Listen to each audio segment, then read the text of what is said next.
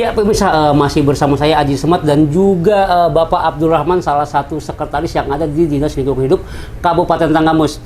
Tadi sudah dijelaskan oleh Pak Rahman bahwasanya ada ternyata di Tanggamus ini ataupun di Dinas Lingkungan Hidup ini salah satu program, yaitu bagaimana caranya mengolah sampah menjadi uang dengan cara menabung. Nah, sekarang kita akan bertanya tentang bagaimana caranya. Oh, iya. Ya, Pak Rahman, tadi sudah disinggung ada caranya untuk mengolah sampah menjadi uang dengan cara ditabung. Nah, di salah satu lembaga yang ada di Tanggamus, yaitu melalui Pegadaian. Itu bagaimana caranya supaya itu menjadi emas? Ini yang salah satu itu ya. Kalau salah satu program kita itu sampah menjadi emas dengan Pegadaian. Tapi pada prinsipnya sampah ini menjadi uang. Jadi sampah-sampah, terutama sampah-sampah anorganik, bukan yang organik, karena yang organik bisa diolah menjadi kompos, itu juga bisa menjadi uang sebenarnya. Untuk jadi pupuk, diperjualbelikan bisa menjadi uang. Tapi dalam hal ini kalau bank sampah ini bicara yang sampah anorganik, anorganik seperti ini. Nah, contohnya ini ibu-ibu di rumah, ini jangan dibuang. Jangan dibuang, dikumpulkan, sampah bersih ini dikumpulkan, nanti ditabung. Ditabung di bank sampah. Jadi bank sampah ini ada program sampah menjadi sembako, sampah menjadi emas, sampah menjadi pulsa, sampah menjadi token listrik, sampah menjadi uang THR. Karena yang sudah berjalan ini yang menarik ibu-ibu ini yang THR diambil setahun sekali.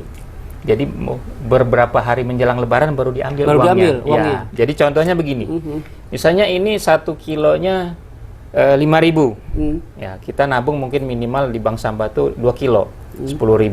Nah, dikonversi, setelah ditabung, dikonversi, dimasukkan ke buku tabungan. Nah, buku tabungan ini sama seperti bank konvensional. Ada tanggal, ada debit kreditnya. Jadi berapa kilo dikonversi dengan harga yang berlaku pada saat menabung. Misalnya 2 kilo jadi 10.000, tulis saldo 10.000.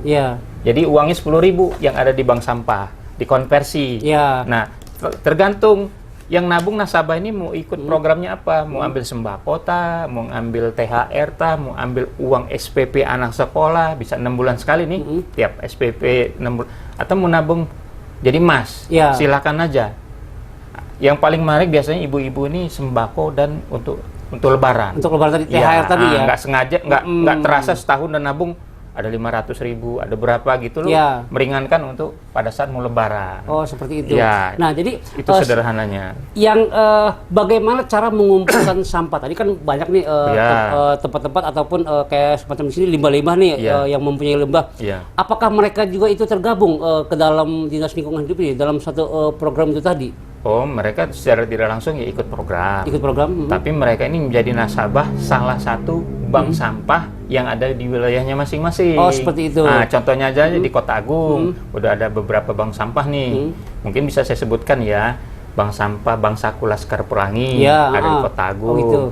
Udah itu bank sampah Triratu.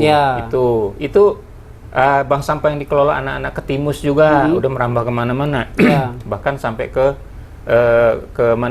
Kampung Baru ini juga sudah berjalan. Jadi mereka ada yang sistemnya jemput bola ke masing-masing nasabah, ada juga yang nasabah yang langsung. Oh, seperti itu. Nah, tapi yang sudah berjalan kalau saya perhatikan hasil pantauan kami Dinas LH ini jemput bola. Oh, jemput bola. Karena ada yang sampahnya terlalu berat mungkin dibawa untuk ke bank sampah. Jadi dijemput bola dengan kendaraan khusus yang ada dari bank sampah. Mungkin roda 3 atau kendaraan roda 4 udah dijemput gitu. Nah, itu langsung ditimbang, dicatat melalui buku tabungan. Buku tabungan tadi. Jadi buku tabungan itu juga sama dengan seperti kita menabung di bank-bank yang lain ya? Hampir sama ya? Sama.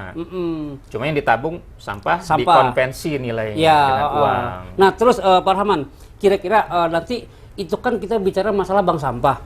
Nah, kalau nanti misalkan nih ada masyarakat yang di daerah pedalaman, dia ingin mengumpulkan sampah juga. Katakanlah dia ingin mengikuti seperti membuat bank sampah sendiri. Itu mesti izin atau bagaimana cara mereka membuatnya seperti itu? Yang penting mereka ada komitmen pertama.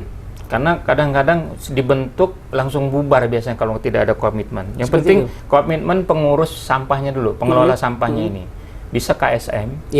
atau BUMDes di Pekon. Kita sudah menggiatkan Perbup yang baru tentang tentang dana desa. Itu ada slot rekening pengelolaan sampah. Jadi walaupun dia di pedalaman, tapi dengan catatan sampahnya banyak lah ya, yang ada nilai ekonomisnya ya. Misalnya, tapi kalau kita bicara retail modern udah di mana-mana nih, ya kan? Contohnya mohon maaf nyebut merek nih, Indomaret atau Alfamart tuh udah di mana-mana, bahkan di Ulu Belu juga udah rame nih. Nah, kita mendorong melalui dana desa ini dibentuk TPS 3R atau bank sampah. Jadi di apa namanya di kode rekening dana desa itu ada kode rekening pengelolaan sampah. Boleh dia dari awalnya pengadaan lahan untuk pembangunan TPS 3R-nya boleh, untuk beli kendaraan operasional roda 3-nya boleh, dan bahkan untuk gaji petugas angkutnya boleh. Oh, seperti itu. Asalkan mereka mengajukan itu dan juga jadi mampu mereka berkomitmen ya. Bisa berbentuk KSM, kelompok swadaya masyarakat, bisa berbentuk BUMDes. Oh, seperti itu. Tapi memang kita dorong melalui Permendagri tentang pengelolaan dana desa, kalau bisa itu berbentuk BUMDes. Oh, seperti itu ya. Karena ada feedbacknya untuk kas desanya juga. Nah, jadi bisa ada penyertaan modal dari desanya. Itu untuk daerah-daerah terpencil. Program-program bank sampah dan TPS 3R. Oh, gitu. Nah, selain tadi bank sampah nabung langsung dapat uang, ini kan bisa diolah juga nih, sampah-sampah misalnya yang kayak, mohon maaf, yang bungkus-bungkus deterjen, ciki, itu kan bisa dibuat kreasi. Seperti tas, yang banyak itu lah. Bahkan binaan kita nih di Air Naningan, bank sampah Air Naningan, itu tasnya dari kresek. Dari kresek warna-warni itu, digosok, jadi lembaran seperti bahan kain, dijahit menjadi tas. Nggak kalah menarik dengan tas-tas yang jadi. Itu nilainya, harga jualnya 70.000. Satu tas tadi itu. Saya nggak ada contohnya. Tapi itu hasil-hasil mereka tadi, misalkan nih di Tanggamus kan sering mengadakan acara nih, di khususnya dinas terkait lah ya. Itu apa bisa nggak, misalkan kita mau nebeng nih sedikit nih untuk dipromosiin juga di acara itu bisa nggak melalui itu? Bisa seperti itu? Bisa. Oke. Melalui media apapun ya, alhamdulillah. Yang penting ini bisa tersosialisasikan manfaatnya apa. Yang penting masyarakat ini merubah apa namanya mainframe-nya lah ya. Apa cara pandang terhadap sampah ini. Sampah ini bukan untuk dibuang begitu saja.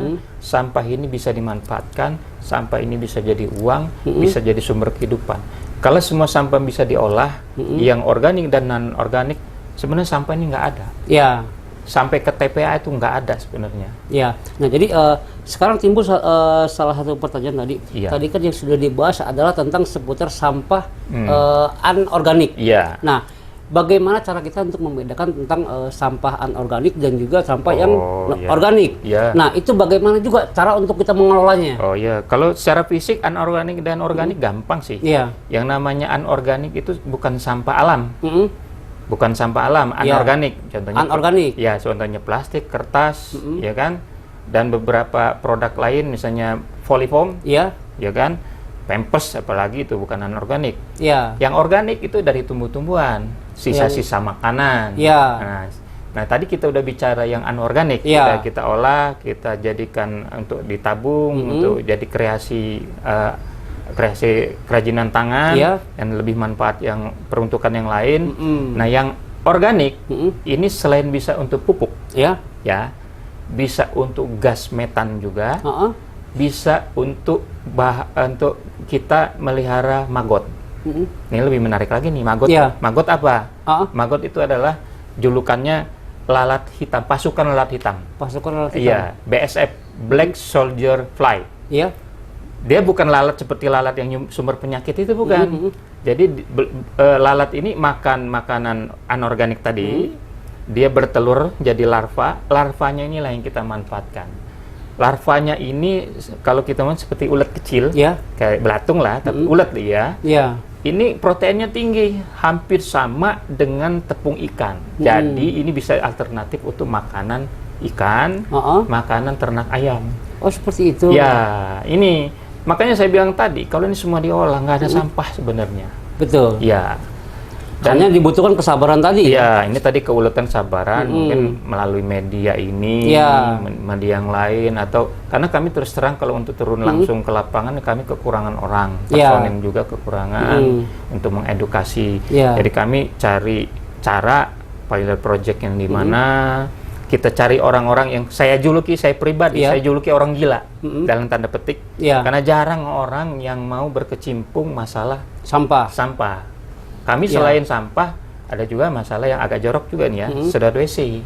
Nah ini juga menjadi target kabupaten kita untuk kita ODF, bebas buang air besar sembarangan. Itu salah satu program juga ke depan itu. Salah satu program itu maksudnya gimana tuh, Pak Rahman?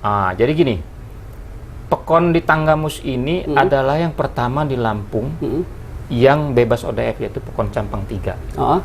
Tapi mungkin karena ya tadi ya kebiasaan kita dan alam kita yang luar biasa, banyak sungai, banyak air yang mengalir.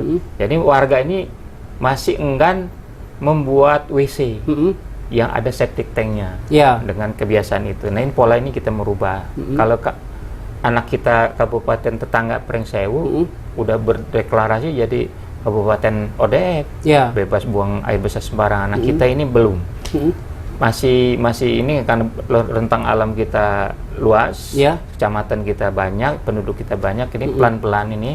Nah, kalau semuanya sudah ODF ya, bebas buang air besar sembarangan, air jadi tidak tercemar ke depannya. Nah, ini dia. Ini sekaligus, walaupun ini melangkah ke depan saya paparkan, kita ada program L2T2 dalam pelayanan peningkatan PAD dari sektor sedot WC. Layanan lumpur tinja terjadwal. Artinya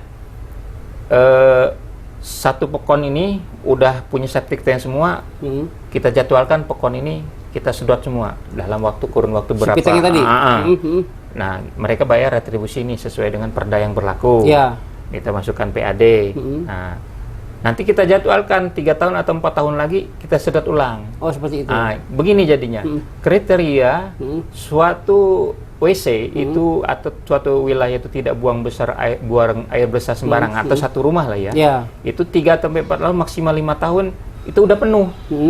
Itu yang namanya septic tank. Kedap. Apanya tank yang kedap. Jadi dia tidak mencemari, tidak menyerap ke tanah. Tapi memang beberapa bangunan juga septic tanknya itu dasarnya itu nggak disemen, nggak dicor, dia langsung kena tanah dengan harapan diserap tanah.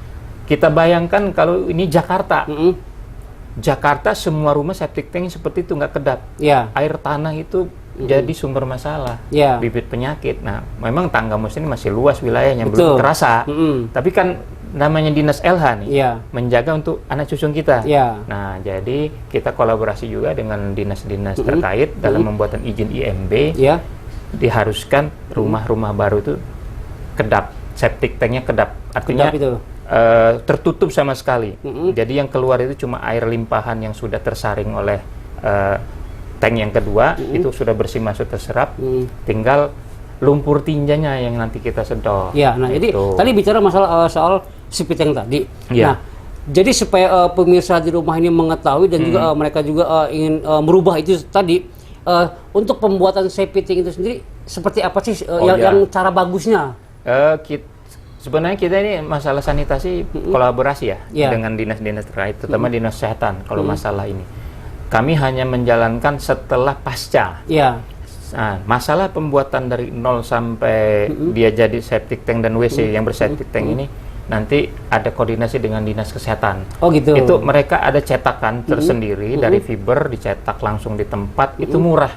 Buat septic tank nggak sampai 5 juta, hanya 1 juta atau 1,5 juta sudah jadi. Dari kesehatan. Bahkan kabarnya kemarin nggak sampai 1 juta. Karena dengan modal yang ada, bahkan penggiat-penggiat WC ini udah ada yang buat sendiri WC-nya.